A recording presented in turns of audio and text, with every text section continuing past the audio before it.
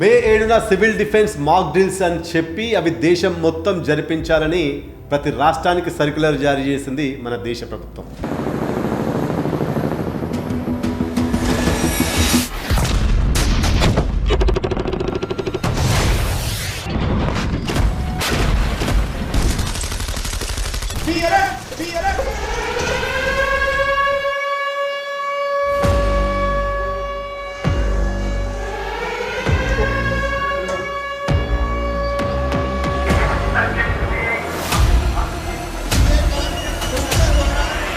ఇంట్లో కూర్చొని టీవీ చూస్తున్నా మనకు అనిపించవచ్చు పాకిస్తాన్ బార్డర్ లో గొడవ జరుగుతుంటే దేశమంతటా ఈ మాక్ డ్రిల్స్ ఎందుకు అని. అసలు ఇంతకు ముందు ఎప్పుడైనా ఈ మాక్ డ్రిల్స్ మన దేశంలో జరిగాయా అంటే ఎస్, 1971 కన్నా ముందు ఈ మాక్ డ్రిల్స్ జరిగాయి. తిరిగి 54 ఏండ్ల తర్వాత మన దేశంలో ఈ మాక్ డ్రిల్స్ జరిపింపబడ్డాయి. దానికి గల కారణం పహల్గాం ఉగ్రదాడి.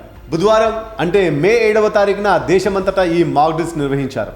అసలు ఈ సెక్యూరిటీ డ్రిల్స్ అంటే ఏంటి, ఈ నిర్వహణలో ఉండే కేటగిరీలు ఏమిటి అనే విషయాలు ఇప్పుడు మనం తెలుసుకుందాం.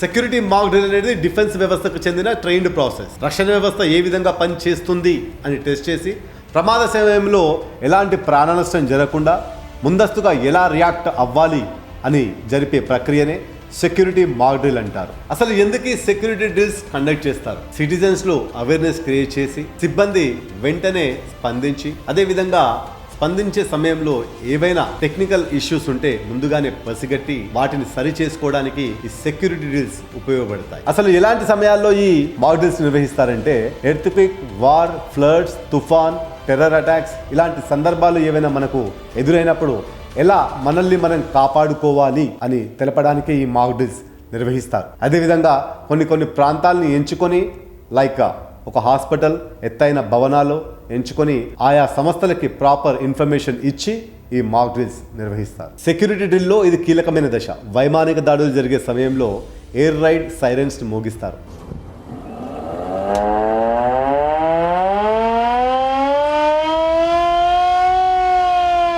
సౌండ్ ఎఫెక్ట్ వచ్చేసి 110 డిజిబుల్స్ నుంచి 140 డిజిబుల్స్ వరకు ఉండొచ్చు. తక్కువలో తక్కువ ఈ సైరన్ని 30 సెకండ్ల పాటు మోగిస్తారు. సైరన్ మోగిన వెంటనే ప్రజలు వారి ఇండ్లలోకి చేరుకొని ఏదైనా సురక్షిత ప్రాంతాల్లోకి వెళ్ళి దాక్కోవడం లేదా పడుకోవడం, దాని తర్వాత చెవులను గట్టిగా మూసుకోవడం చేయాల్సి ఉంటుంది. రెండవది బంకర్లు. దాడులు స్టార్ట్ అయిన సందర్భంలో పౌరులు వారి ప్రాణాలు కాపాడుకోవడానికి సేఫెస్ట్ ప్లేసెస్ రీచ్ అయ్యి ముఖ్యంగా ఏవైనా బంకర్లు వంటి నిర్మాణంలో దాక్కోవడం ఉత్తమం. క్రిటికల్ అనిపించిన కాశ్మీర్లోని ఊరి రీజియన్ మరియు అర్నియా ప్రాంతాలలో ప్రభుత్వం ఇప్పటికే కొన్ని కమ్యూనిటీ బంకర్లను ఏర్పాటు చేసింది. క్రాష్ బ్లాక్అవుట్స్, రాత్రులు జరిగే దాడుల నుంచి కాపాడుకోవడానికి ఇది ఉపయోగపడుతుంది. ఉదాహరణకి ఇంట్లల్లోని లైట్స్ ఆఫ్ చేయడం, అదేవిధంగా స్ట్రీట్ లైట్స్ను కూడా ప్రభుత్వం ఆఫ్ చేస్తుంది.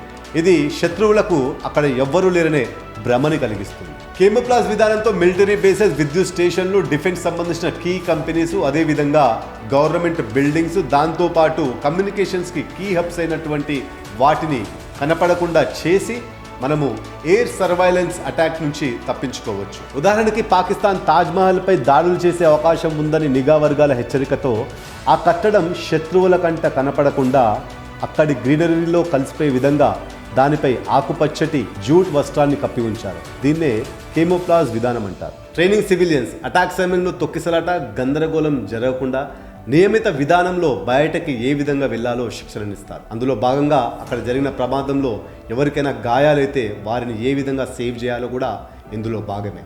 దాని తర్వాత సేఫెస్ట్ ప్లేస్కి రీచ్ అయిన తర్వాత హాజరు పట్టికలో మన పేరుని నమోదు చేసుకోవడం కూడా ఈ ట్రైనింగ్లో భాగమే. Emergency response. ఎమర్జెన్సీ ఏర్పడిన వెంటనే అగ్నిమాపక వాహనాలు, అంబులెన్స్ బృందాలు ఘటనా స్థలికి చేరుకుంటాయి. లోపలున్న వారిని బయటికి తీసుకురాగలమా, బందీలైన వారిని విడిపించగలమా అని ఈ డ్రిల్లో భాగంగా పరీక్షిస్తారు. ఒకవేళ అది ఉగ్రదాడి అయితే కనుక ఉగ్రవాదుల్ని కట్టడి చేసే ప్రక్రియను మొదలు పెడతారు. ఈ ప్రక్రియ పూర్తయిన తర్వాత పూర్తి సమయాన్ని నోట్ చేసుకుంటారు. తర్వాత ఏ బ్రాంచెస్లో లోపాలు ఉన్నాయో, ఎక్కడ ఇంప్రూవ్మెంట్ అవసరమో ఈ డ్రిల్లో పూర్తిగా విశ్లేషించుకుంటారు. 1971 బంగ్లాదేశ్ విముక్తి కోసం భారత్ మరియు పాక్ మధ్య యుద్ధం జరిగింది. ఆ సమయంలో సిటిజన్ సెక్యూరిటీ గురించి భారత ప్రభుత్వం యుద్ధానికి ముందు ఈ డ్రిల్స్ ని కండక్ట్ చేసింది. యుద్ధ సమయంలో సాయంత్రం 6:30 గంటలకల్లా ప్రతి ఒక్కరూ వారి ఇళ్లలోకి చేరుకునేవారు.